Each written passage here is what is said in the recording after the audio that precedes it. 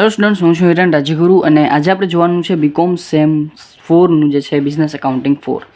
એમાં આજે આપણે યુનિટ નંબર 1 જોઈ રહ્યા છીએ, જેનું નામ છે સામાન્ય વીમા કંપનીના હિસાબો. આજે આપણે એમાં સૌરાષ્ટ્ર યુનિવર્સિટીમાં એપ્રિલ 2025માં પૂછાયેલો પહેલો દાખલો જોવાનો છે. શું કહેવા માગે છે કે વિવાન ઇન્સ્યોરન્સ કંપની લિમિટેડ ફક્ત આગના વીમાનો ધંધો કરે છે. તેની ખાતા વહીમાંથી નીચેની બાકીઓ મળે છે: ચૂકવેલ દાવા, પુનર્વીમા વસૂલાત, સ્વીકારેલ પુનર્વીમા પર ચૂકવેલ દાવા, સીધા ધંધા પર કમિશન, સ્વીકારેલ પુનર્વીમા પરનું કમિશન, આપેલ પુનર્વીમા પર કમિશન, મળેલ પ્રીમિયમ, આપેલ પુનર્વીમા પ્રીમિયમ, સ્વીકારેલ પુનર્વીમા પ્રીમિયમ, સ્થિર મિલકતો પર ઘસારો, ઓડિટ ફી, સ્ટેશનરી ટપાલ, પગાર, વહીવટી ખર્ચા, ઘાલખાદ, પ્રીમિયમના ઘટાડા સ્વરૂપે આપેલ બોનસ. વધારાની માહિતીમાં આપણને કીધું છે કે ભાઈ 31/3/2023 અને 31/3/2024ના રોજ ચૂકવેલ બાકી દાવાની રકમ અનુક્રમે 41,250 અને 45,750 હતી. 31/3/2023ના રોજ બાકી જોખમનું અનામત 1,15,500 અને વધારાનું અનામત 17,400 હતું. બાકી જોખમ સામે અનામત જે તે વર્ષના ચોખ્ખા પ્રીમિયમના 50% લેખે રાખવાનું છે અને વધારાનું અનામત તેના 5% લેખે રાખવાનું છે. ઉપરની વિગતો પરથી 31/3/2024ના રોજ પૂરા થતા વર્ષના આગ વિભાગનું મહેસૂલી ખાતા તૈયાર કરો. બરાબર છે, આપણે મહેસૂલી ખાતા તૈયાર કરવાના છે, પણ કઈ રીતે તકે જો તમે ઇન્ટ્રોડક્શનનો વિડીયો ના જોયો હોય અને જો આપણે જે પ્લેલિસ્ટ છે તમે ના જોઈ હોય તો પ્લીઝ ડિસ્ક્રિપ્શનમાં તમને લિંક મળી જશે. બરાબર છે, તમને ફૂલી ચેપ્ટર છે એ મળી જશે. બરાબર છે, તો આ દાખલાની વાત કરી તો આપણે આમાં 4 પરિશિષ્ટ બનાવવાના છે અને મહેસૂલી ખાતું પત્રક સ્વરૂપે તૈયાર કરવાનું છે. બરાબર, ઓલરેડી મેં તૈયાર કરી લીધું છે. બરાબર છે, મહેસૂલી ખાતું પત્રક સ્વરૂપે. પહેલું પરિશિષ્ટ છે મળેલ ચોખ્ખું પ્રીમિયમ અથવા તો મળેલ પ્રીમિયમ, બીજું પરિશિષ્ટ ચૂકવેલ દાવા, ત્રીજું પરિશિષ્ટ કમિશન અને ચોથું પરિશિષ્ટ વહીવટી ખર્ચા. બરાબર છે, તો આ 4 પરિશિષ્ટ અને મહેસૂલી ખાતું આપણે તૈયાર કરશું. દાખલો એકદમ ઇઝી છે. જો આપણે પ્લેલિસ્ટ જોઈ હશે અથવા તો આ ચેપ્ટર તમને થોડું પણ આવડતું હશે તો દાખલો તમે આરામથી કરી શકશો. ચાલો, તો સૌપ્રથમ આપણે પહેલાં તો પરિશિષ્ટની વાત સમજી લઈ કે જો મળેલ પ્રીમિયમ છે તો આ આવક માટેનું છે અને ચૂકવેલ દાવા તો આ બધા ખર્ચા છે. ચૂકવેલ દાવા, કમિશન અને વહીવટી ખર્ચ. બરાબર, તો આ બધાય છે એ ખર્ચ માટેના છે. આ છે એ આવકનું પરિશિષ્ટ છે. દાખલો સ્ટાર્ટ કરીએ. સૌ પ્રથમ આપણે છે એ શું આપેલું છે, એક એક વસ્તુ લેતા જાય અને જોતા જાય, આપણે કાંઈ અલગથી કરવું નથી. પહેલાં આપેલા છે ચૂકવેલ દાવાઓ, તો દાવાઓના પરિશિષ્ટમાં આપણે લખશું ચૂકવેલ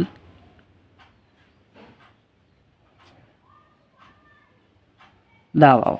કેટલા છે તો કે 75,000. તો અહીંયા હું લખી નાખીશ 75,000. તમે બારે લખી શકો, અંદર પણ લખી શકો. પુનર્વીમા વસૂલાત. ચાલો, પુનર્વીમા વસૂલાતી શું છે તો કે પુનર્વીમા વસૂલાત છે એ આપણે જે છે એ આપણો વીમો છે એ પાયકો હશે અને આપણે એ પૈસા મળ્યા હશે. બરાબર છે, તો પુનર્વીમા વસૂલાત છે એ આપણે દાવો મળ્યો હશે.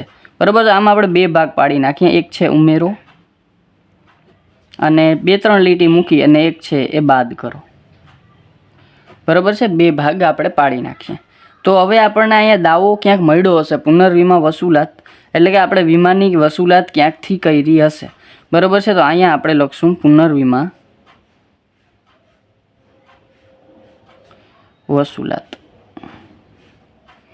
બરાબર, કેટલું છે તો કે 9,000. ચાલો, તો અહીંયા ઇનર કોલમમાં લખું છું 9,000. સોરી, પુનર્વીમા વસૂલાત આપણે દાવા મળ્યા છે એટલે ઉમેરો નહીં પણ ખર્ચમાંથી બાદ થાય, એટલે અહીંયા આપણે બાદમાં લખશું પુનર્વીમા વસૂલાત. બરાબર, 9,000 બાદમાં થશે. શું કામ તો કે એ આપણી આવક છે, આપણે આ છે એ ખર્ચનું કોલમ છે. બરાબર છે, તો આપણને દાવો મળ્યો છે તો આપણે આમાંથી શું કરશું, બાદ કરશું. આપણી આવકમાંથી બાદ કરશું. આપણી ખર્ચમાંથી આપણે એટલા દાવા આપણને મળ્યા છે એટલે એ આપણે બાદ કરશું. સ્વીકારેલ પુનર્વીમા પર ચૂકવેલ દાવાઓ. બરાબર, હવે આપણે કોક વીમા લીધા છે. બરાબર, એટલે કે આપણે કોકના વીમા સ્વીકાર્યા છે અને એના પર આપણે દાવો ચૂકવવાનો થાય. બરાબર, તો એ આપણો ખર્ચ છે અને ચૂકવેલ દાવા તો એ આપણા જે દાવા છે એમાં આપણે શું કરશું, ઉમેરો કરશું. તો અહીં લખશું આપણે સ્વીકારેલ પુનર્વીમા પર વેલ દાવા કેટલાના છે તો કે 1500ના, તો એ આપણે અહીંયા એડ કરશું. પછી છે સીધા ધંધા પરનું કમિશન. ચાલો તો પહેલાં તો એને સીધા ધંધા પરનું કમિશન આપણે કમિશનના ટેબલમાં લખી લઈએ. કેટલું છે તો કે 21,000. અહીંયા હું આઉટર જે છે ઇનર ટેબલમાં લખી નાખું.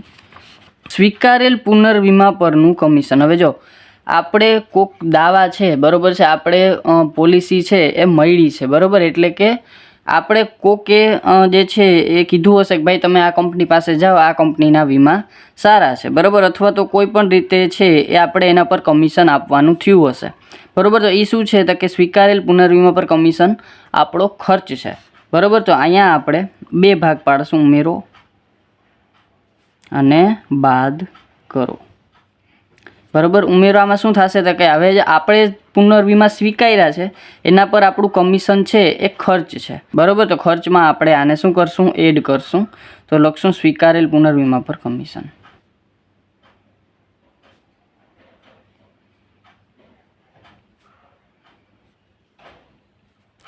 કેટલું છે તો કે 6,000નું. તો અહીંયા આપણે 6,000. આપેલ પુનર્વીમા પર કમિશન બરાબર. હવે આપણે કોકને જે છે એ શું કહેવાય તો કે વીમા આપ્યા છે બરાબર છે, આપણે બીજી કંપનીને વીમા આપ્યા છે અથવા બીજા કોકને વીમા આપ્યા છે આપણા થ્રુ બરાબર. તો એ કમિશન છે એ શું થશે તો કે આપણી આવક થશે. તો અહીંયા લખશું આપણે બાદ બરાબર. શું કામ તો કે એ બાદ આપણે કરશું બરાબર. તો એ આપણી આવક થશે એટલે ખર્ચમાંથી આપણે શું કરશું, બાદ કરશું. લખશું આપણે આપેલ પુનર્વીમા પર કમિશન.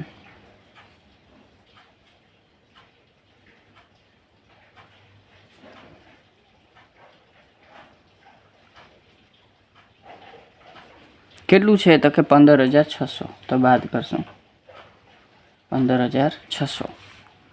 મળેલ પ્રીમિયમ. તો મળેલ પ્રીમિયમ આપણી આવક છે અને આવક માટે આપણે અહીં લખશું મળેલ પ્રીમિયમ. કેટલું છે તો કે મળેલ પ્રીમિયમ છે 4,05,000. આનું આઉટર ટેબલમાં નહીં પણ ઇનર ટેબલમાં લખું છું 4,05,000. પછી છે આપેલ પુનર્વીમા પર પ્રીમિયમ. હવે જો આપેલ પુનર્વીમા પર પ્રીમિયમ એટલે શું તો કે આપણે બીજા જે છે એ વીમા લીધા હશે એ વીમા પર આપણે પ્રીમિયમ છે એ આપેલું છે, તો આપણો ખર્ચ છે. તો અહીંયા આપણે શું થશે તો કે એક વસ્તુ ઉમેરો થશે અને એક છે એ આપણે ક્યાંક બાદ કરશું. તો બે ભાગ પાડી નાખીએ બરાબર છે. તો આ શું થશે તો કે આપણે બાદ કરશું. શું કામ તો કે આપણો ખર્ચ છે. તો આપેલ પુનર્વીમા પ્રીમિયમ કેટલું છે, આપેલ પુનર્વીમા પ્રીમિયમ તો કે 1,26,000. તો અહીંયા આપણે 1,26,000 બાદ કરશું. પછી છે સ્વીકારેલ પુનર્વીમા પ્રીમિયમ. હવે સ્વીકાર્યું છે આપણે પ્રીમિયમ એટલે આપણી આવક છે, તો અહીં લખશું આપણે સ્વીકારેલ પુનર્વીમા પ્રીમિયમ. કેટલું છે તો કે 42,000. તો પ્લસ કરશું 42,000. ચાલો પછી છે સ્થિર મિલકતો પર ઘસારો. ચાલો તો સ્થિર મિલકતો પર ઘસારો છે એ આપણે ક્યાં આવશે તો કે સર ક્યાંય નહીં આવે, કારણ કે એ છે એ આપણે અન્ય ખર્ચમાં આવશે બરાબર. તો અહીંયા આપણે જરાક 4-5 લીટી મૂકી અને અહીંયા લખશું આપણે અન્ય ખર્ચા બરાબર છે. અને અન્ય ખર્ચમાં સ્થિર મિલકતો પર ઘસારો.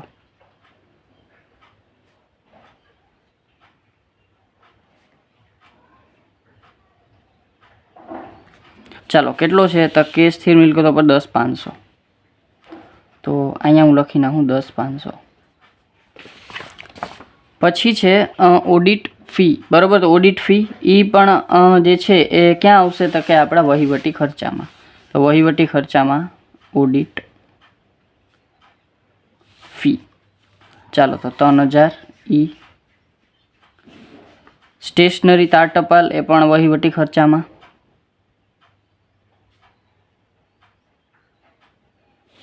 કેટલી છે તો કે 30,600.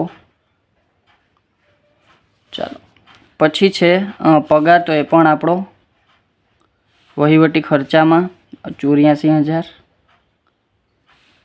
પછી વહીવટી ખર્ચ, તો એ પણ આમાં જ આવશે.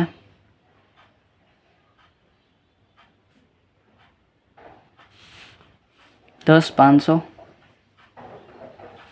પછી ઘાલખાત, ચાલો તો ઘાલખાત છે એ આપણો વહીવટી ખર્ચ નથી, તો અહીંયા આપણે અન્ય ખર્ચમાં લખશું ઘાલખાત. કેટલી છે આપણી ઘાલખાત? તો કે 2,250. પ્રીમિયમના ઘટાડા સ્વરૂપે આપેલ બોનસ, તો એ પણ આપણે ખર્ચ છે આપણો, પણ એ આપણો વહીવટી ખર્ચ નથી, તો અહીંયા આપણે એને પણ અહીં લખી નાખશું પ્રીમિયમના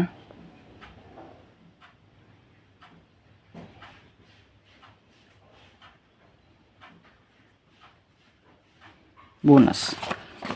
કેટલું છે? તો કે 9,600.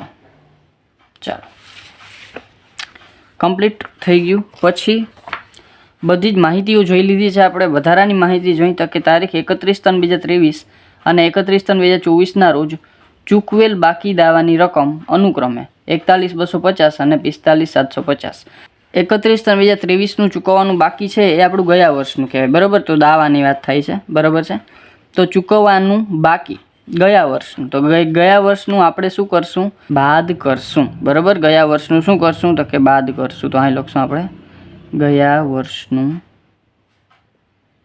ચૂકવવાનું બાકી દાવા, બરાબર. તો કેટલા છે? તો કે 41,250.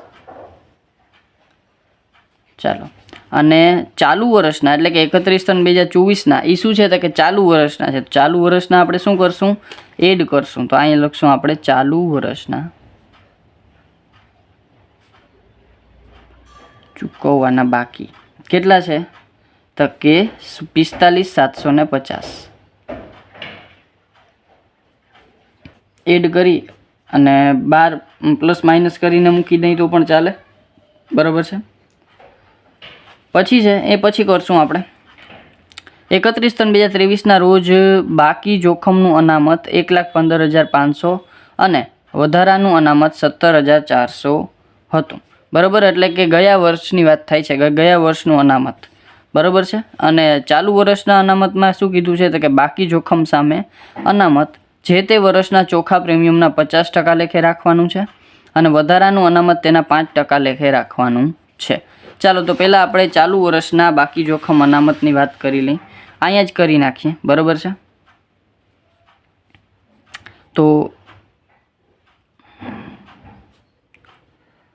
ચાલુ વર્ષનું બાકી જોખમ અનામત. ચાલો, તો પહેલાં આપણે ચાલુ વર્ષનું બાકી જોખમ અનામત શું કીધું છે? તો કે જે તે વર્ષના ચોખ્ખા પ્રીમિયમના 50% લેખે, બરાબર છે. તો ચોખ્ખું પ્રીમિયમ કેટલું છે આપણું? તો કે 4,05,000 પ્લસ 42,000 માઇનસ 1,26,000. ચાલો, તો ચોખ્ખું પ્રીમિયમ છે 3,21,000. ચાલો, તો આને હું અત્યારે 12 મૂકી દઉં, 3,21,000. ચોખ્ખા પ્રીમિયમના કેટલા ટકા? તો કે 50%, બરાબર. તો અહીંયા આપણે બ્રેકેટમાં લખી નાખું 3,21,000 એના 50%. ચાલો, તો 50% એટલે કેટલું થાય? તો કે 1,60,500. તો અહીંયા હું લખી નાખું જોખમ અનામત 1,60,500 પ્લસ વધારાનું અનામત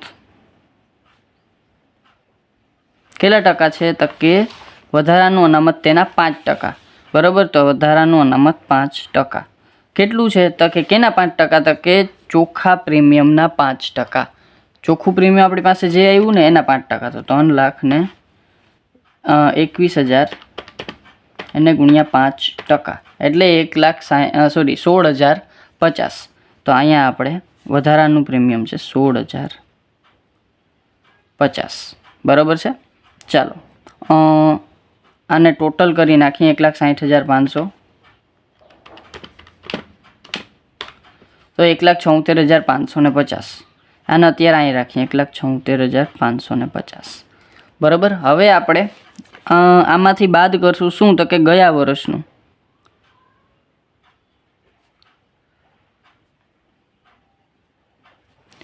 તો ગયા વર્ષનું કેટલું છે? તો કે અહીંયા આપ્યું જ છે આપણને જોખમ અનામત 1,15,500 અને વધારાનું 17,400. તો અહીંયા આપણે ગયા વર્ષનું અનામત 1,15,500 અને પ્લસ વધારાનું અનામત 17,400. તો આ બેને પ્લસ કરી અને આમાંથી આપણે જે ચાલુ વર્ષનું અનામત છે એમાંથી આપણે બાદ કરશું. 1,15,500 પ્લસ 17,400 એ આવશે 1,32,900. તો અહીંયા આપણે માઇનસ કરશું 1,32,900. તો 1,76,550 રાખવાનું હતું, એમાંથી ઓલરેડી ગયા વર્ષનું 1,32,900 છે. તો ચાલુ વર્ષની જોગવાઈ કેટલી થશે? તો 1,76,550 માઇનસ 1,32,900. તો ચાલુ વર્ષની જોગવાઈ થશે 43,650. બરાબર. આ શું થશે? તો કે મારી ચાલુ વર્ષની અનામતની જોગવાઈ. હવે અનામતની જોગવાઈ હું મારી ઇન્કમમાંથી કરી લઉં. બરાબર. તો 3,21,000 મારી પાસે પ્રીમિયમની ઇન્કમ હતી. બરાબર છે. પ્રીમિયમ મારી પાસે આટલું પડ્યું હતું. બરાબર છે. હવે એનામાંથી હું આ જવા દઉં તો માઇનસ 3,21,000. તો 2,77,350 એ શું વધશે મારી પાસે? તો કે મળેલ ચોખ્ખું પ્રીમિયમ 2,77,350. બરાબર છે. ચાલો તો અહીંયા આપણે લખી નાખશું મળેલ ચોખ્ખું પ્રીમિયમ પરિશિષ્ટ 1 કેટલું છે? તો કે 2,77,350.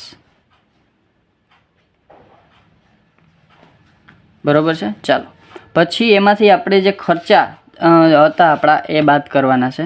પહેલાં આપણે આની વાત કરી લઈએ, ચૂકવેલ દાવાની. ઉમેરો કેટલો કરવાનો છે? તો કે 1,500, 45,750. તો એ થશે 47,250.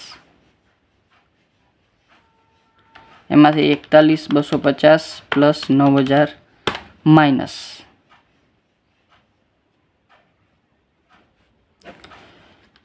એટલે ચોખ્ખું 47,250 માંથી 50,250 માઇનસ એટલે 72,000.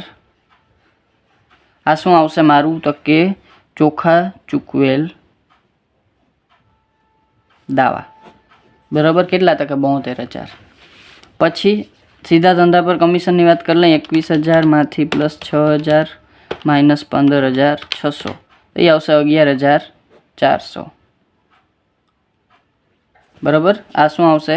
તો કે આપણે ચોખ્ખું કમિશન. અને લાસ્ટમાં 3,030,600, 84,000 અને 10,500. તો એ આવશે 1,28,100. એ શું આવશે? આપણા વહીવટી ખર્ચા. બરાબર છે. ચાલો તો બધું રાખી દઈએ આપણે, અહીંયા ગોઠવી નાખીએ. બરાબર છે. બાદ જેટલા ખર્ચા હતા. પેલું શું હતું? તો કે પેલું હતું આપણું ચૂકવેલ દાવા. તો ચૂકવેલ દાવા કેટલા છે? તો કે 72,000. અહીં લખશું આપણે 72,000. પરિશિષ્ટ લખી નાખીએ, પરિશિષ્ટ નંબર 2. પછી છે કમિશન, પરિશિષ્ટ નંબર 3. કેટલું છે? તો કે 11,400. અને વહીવટી ખર્ચા પરિશિષ્ટ 4 મુજબ કેટલા છે? તો કે 1,28,100. અને આ બધા ખર્ચા એડ કરી અને આમાંથી આપણે બાદ કરી નાખશું. 72,000, 11,400, 1,28,100, 10,500, 22,50 પ્લસ 9,600. તો એ આવશે 2,33,850. બધા ખર્ચા 2,33,850 આપણે જો બાદ કરીએ તો આપણને નફો મળી જશે 350 માંથી 2,33,850 માઇનસ એટલે 43,500. પેન બદલાવવાનો સમય નથી મળ્યો. ચાલો તો આમાં આવશે મહેસૂલી ખાતાનો ચોખ્ખો નફો, બરાબર છે.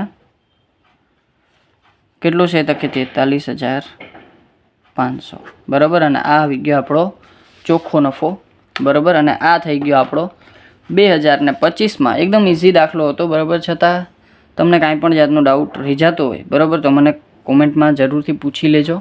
અને જો વિડીયો ગમે તો તમને ખબર જ છે, લાઇક શેર સબસ્ક્રાઈબ જરૂરથી કરી નાખો, જેથી કરીને આવતા વિડીયોઝ તમને સરળતાથી મળતા રહે. Thank you.